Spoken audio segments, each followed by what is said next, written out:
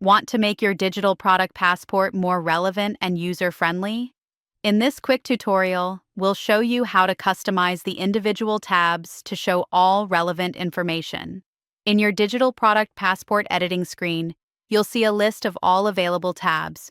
You can rename them to better match your content, change their icon, reorder them into your preferred sequence, and hide tabs that aren't relevant.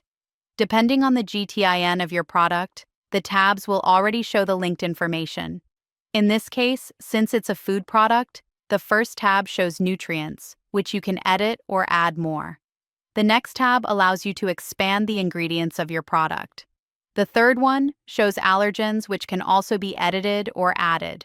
You can add an extra tab to include additional product data, such as sustainability claims, certifications, or packaging details. Customizing your digital product passport helps you deliver the right information to the right audience, whether it's consumers, regulators, or supply chain partners.